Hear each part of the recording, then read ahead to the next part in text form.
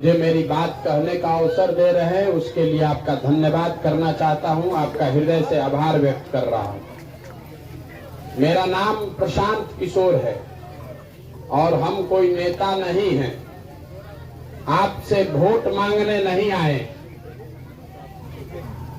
आपसे वोट मांगने नहीं आए हैं।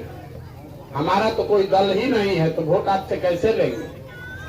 हम 9-10 महीना से पैदल चल रहे हैं, सुबह से शाम तक गांव गांव जाते हैं। जैसे आपके गांव में पहुंचे हैं, ऐसे 3000 से ज्यादा गांव में हम पिछले 9 महीना से गए, जाकर लोगों से मिलते हैं, आपकी समस्या को देखने, जानने, समझने का प्रयास कर रहे हैं। आखिर क्या बात है कि बिहार में इतना गरीबी, इतना पिछड़ापन है। इस पूरे देश में हर जगह नेता चोर है, हर जगह भ्रष्टाचार है, हर जगह यही व्यवस्था लागू है, यही संविधान है।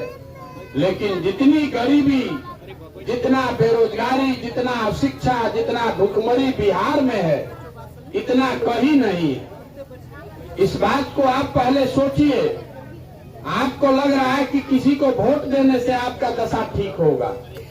किसी को वोट देने से आपका दशा नहीं सुधरने वाला है। अगर आपका वोट देने से दशा सुधरने वाला रहता तो 50 वर्ष में आप सबको वोट दिए, सुधर नहीं जाता। आपने कांग्रेस को वोट दिया 30-40 साल तक। उसके बाद यहाँ लालू जी की सरकार रही 15 साल तक। नीतीश बाबू 17 साल से मुख्यमंत्री हैं। सब लोग ये दावा कर रहा है कि हमने जनता के लिए काम किया।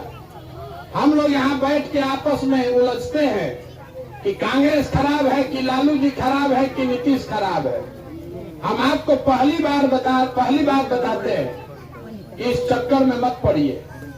मान लीजिए कि जिसने जो काम किया या करने का दावा कर रहा है वो सब सही है। ये मान लीजिए कि कांग्रेस ने बिहार में काम किया। ये भी मान लीजिए कि लालू जी के राज में सामाजिक तौर पर गरीब और पिछड़ों को आवाज मिल गई। ये भी मान लीजिए कि नीतीश के राज में बिहार में सड़क बन गई, बिजली आ गई। लेकिन अगर सबका बात को सही मान भी लीजिएगा तो भी इस बात से कोई इनकार नहीं कर सकता है कि पूरे देश में बिहार सबसे ज्यादा गरीब, सबसे पिछड़ा, सबसे ज्यादा अशिक्षित, सबसे ज्यादा बेरोजगारी और भुखमरी वाला राज्य है। ये दशा आखिर आपका काहे नहीं सुधर रहा है? इसको पहले जब तक समझिएगा नहीं, तब तक नहीं सुधर सकता है। यहाँ पहले के वक्ताओं ने बताया कि शिक्षा से सुधरेगा, तो हम आपको बता रहे हैं दुनिया भर में जो हम लोगों ने पढ़ाई की, पूरे दुनिया के जितने विद्वान हैं, उन्होंने गरीबी को खत्म करने का 3 रास्ता बताया। इसको सुनिए और समझिए। गरीबी से निकलने का 3 ही रास्ता है। पहला रास्ता है पढ़ाई। अगर आपका बाल बच्चा पढ़ जाएगा तो पढ़ लिख कर वो अपना जीवन सुधार सकता है। दूसरा रास्ता, आप अगर पढ़े लिखे नहीं हैं, आपके पास अगर जमीन हो तो खेती किसानी करके भी आप अपना जीवन सुधार सकते हैं। और तीसरा रास्ता बताया गया, पूंजी, पैसा। आपने देखा होगा गांव देहात में जो पढ़ा लिखा नहीं है, जमीन नहीं है, लेकिन अगर उसके पास पूंजी है, पैसा है, तो कोई दुकान दौरी, छोटा मोटा रोजगार करके अपना जीवन वो सुधार सकता है। आप बिहार को ध्यान से देखिएगा, अपने गांव पंचायत को देखिएगा, तो आपको पता चलेगा कि यहाँ ज्यादातर लोगों के पास ये तीनों में तीनों चीज नहीं है। आपको और आपके बच्चों के पढ़ने की सुविधा है ही नहीं। यहाँ गरीब का बच्चा जो पढ़ने जाता है वो दोपहर में पिलवा वाला खिचड़ी खा के घरे आता है। तो जब आपका बच्चा पढ़ ही नहीं रहा है, जब आपका बच्चा पढ़ेगा नहीं तो मजदूर नहीं बनेगा तो कलेक्टर बनेगा। दूसरा रास्ता जमीन है। आप में से बहुत सारे लोग खेती किसानी करने वाले लोग हैं। खेती करके आप अपना जीवन क्यों नहीं सुधार पा रहे हैं? इस बात को पहले आप समझिए। बिहार में जो 100 लोग रहते हैं, बिहार में जो 100 लोग रहते हैं उसमें 60 आदमी के पास जमीन है ही नहीं। आपके गांव में जितने लोग रहते हैं उसमें 100 में 60 आदमी के पास एक धूर जमीन नहीं है। यहाँ भूमि सुधार के लिए किसी सरकार ने कोई प्रयास नहीं किया, गरीबों को जमीन नहीं दी गई। और जो 40 आदमी के पास जमीन है उसमें 35 आदमी ऐसा है जो 2 बीघा से कम का मालिक है। तो जो आप खेती करते हैं बिहार में, ये कमाने वाला खेती नहीं है, ये खाने वाला खेती है। आप खेती करके उतना ही कर पाते हैं कि आपके बाल बच्चे का पेट भर जाए। बिहार में खेती से कमाने वाले लोग 3 से 4% ही हैं। बाकी आदमी या तो खेत में काम करके बच्चों का पेट भर रहा है या खेत में मजदूरी करता है। तो आपके पास पढ़ाई है नहीं, खेती जमीन है नहीं। तीसरा रास्ता हमने आपको बताया, पैसा पूंजी।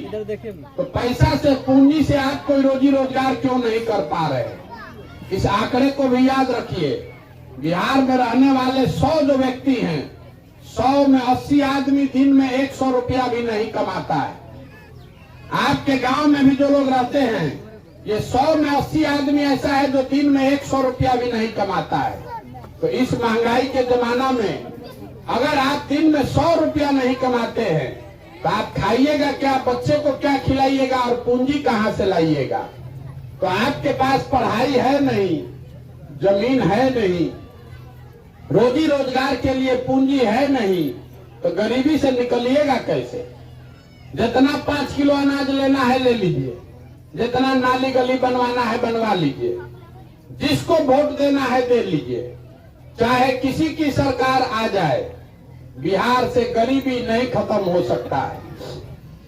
जब तक यहाँ के लोगों के बच्चों के लिए पढ़ाई की व्यवस्था नहीं होगी। अभी डॉक्टर साहब बता रहे थे कि शिक्षा ही वो हथियार है जिससे आप आगे बढ़ सकते हैं। हमारे दादा मजदूर थे, बैलगाड़ी चलाते थे, अपने 9 बच्चों में एक बच्चे को उन्होंने मजदूरी करके पढ़ाया, तो हमारे बाबूजी डॉक्टर बन गए। हमारे बाबूजी डॉक्टर है, हमको पढ़ाया है, तो अब हम खड़ा होकर बोल रहे हैं। आपका बच्चा पढ़ ही नहीं रहा है। तो यहाँ जितने लोग आए, अभी भाषण सुना, सरपंच महोदय भी बोल रहे थे कि शिक्षा सुधरना चाहिए। हम अभी आपको बता रहे हैं कि आपका दुर्दशा क्यों है। 2 सवाल आपसे पूछेंगे, सबको जवाब देना है। आपको 1 मिनट में पता चलेगा आपके दुर्दशा का कारण। सभी को बताना है, हाँ चाहे ना बोल के, हाथ उठाकर। जितने आप लोग यहाँ आए हैं, हमसे सब समझदार है। आप बताइए सोच के कि बिहार में और कुछ हो चाहे नहीं, सभी के बच्चों के पढ़ने की व्यवस्था होनी चाहिए कि नहीं होनी चाहिए? सबको बताना है। ऐजा कथा सुनने नहीं आए हैं आप, फिर से सवाल पूछ रहे हैं, सोच के बताइए। बिहार में और कुछ हो चाहे नहीं, सभी के बच्चों के पढ़ने की व्यवस्था सरकार को करनी चाहिए कि नहीं करनी चाहिए? अभी आपने सबने हाथ उठाया है, हम नहीं बता रहे। आपने कहा कि सबके पढ़ने का व्यवस्था होना चाहिए। तो जरा आप लोग अब अपने अपने बच्चों का चेहरा याद कर लीजिए और अपने बच्चों के नाम पर ईमानदारी से बताइए कि आप में से किसने बच्चों के पढ़ाई के लिए जीवन में एक बार भी वोट दिया है? जो दिया है तो बताइए कि हम दिए। कोई दिया है भैया? यही आपके दुर्दशा का कारण है। अभी आपने स्वयं से बताया कि आपको ये मालूम है कि अगर आपके बच्चों के पढ़ने की व्यवस्था हो जाए तो आपका जीवन सुधर सकता है, लेकिन आप पढ़ाई के लिए वोट नहीं देते। तो जो ताला खोलना है उसका चाबी लगाइएगा नहीं तो ताला खुलेगा कैसे? अब ये पीछे से हाथ उठा रहे हैं, बहुत आदमी यहाँ मौजूद है, वो भी कहेगा कि अगर पढ़ाई खातिर वोट दे भी दे तो भी पढ़ाई नहीं सुधरेगा। ये आपका भ्रम है। आपको लोकतंत्र की ताकत का एहसास नहीं है। लोकतंत्र में किसको आप वोट देते हैं इसका कोई महत्व नहीं है। आप पूरा समय इस पर लगाते हैं कि वोट किसको देना है, किसको आप वोट देते हैं इसका महत्व नहीं है। महत्व इस बात का है कि वोट किस चीज के लिए देते हैं। हम अभी आपको उदाहरण देकर समझा देते हैं। आपको लगता है कि आप वोट ठीक दे रहे हैं, नेता काम नहीं कर रहा है। हम आपको बता रहे हैं कि जिस चीज के लिए आपने वोट दिया है वो इसी बिहार में कम या ज्यादा पूरा पूरा हो रहा है। अभी आपसे पूछ रहे हैं, आप बताइए, बिहार में आपके गांव देहात से घर घर से लोगों ने मोदी जी को, भाजपा को 5 किलो अनाज के लिए वोट दिया है।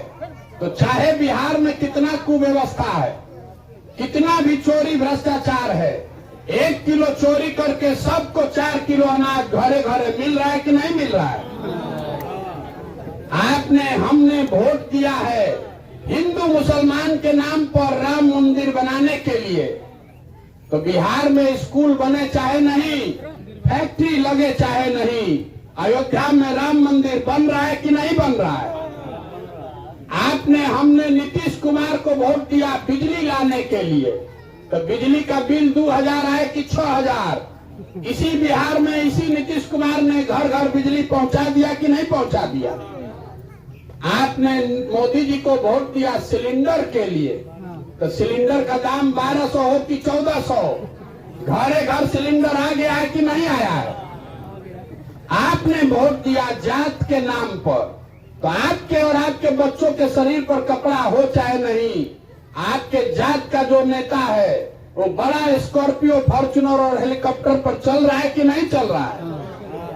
आपने वोट दिया मोदी जी का चेहरा देख के।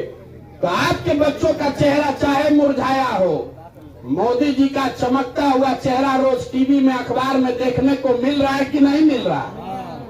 आपने वोट दिया मोदी जी गुजरात में विकास किए हैं ये कहानी सुन के। तो गुजरात में विकास हो रहा है, गुजरात में फैक्ट्री चल रही है, और आपके बच्चे जाकर गुजरात में मजदूरी कर रहे हैं कि नहीं कर रहे हैं? तो किस बात पर आपने वोट दिया है जो आपको नहीं मिल रहा है? आपने अपने बच्चों के पढ़ाई के लिए वोट नहीं दिया, आपने यहाँ फैक्ट्री रोजगार के लिए वोट नहीं दिया। तो जिस चीज के लिए आपने वोट नहीं दिया है वो गाना काहे गा रहे हैं कि नहीं मिल रहा है? बोइएगा बबूल तो आम कहाँ से खाइएगा? ये पदयात्रा हम वोट मांगने के लिए नहीं कर रहे हैं, यही आपको समझाने आए हैं, आपसे हाथ जोड़ रहे हैं। मेरे भाई, अगर आप अपनी और अपने बच्चों की चिंता नहीं कीजिएगा तो कोई नेता, कोई दल आपकी चिंता नहीं करेगा। काहे करेगा? जब आपको अपने बच्चों की चिंता ही नहीं है। हम पैदल चलते हैं, 150 लड़का हमारे साथ चल रहा है, दौड़ रहा है। ज्यादातर गांव में आधा से ज्यादा बच्चों के शरीर पर कपड़ा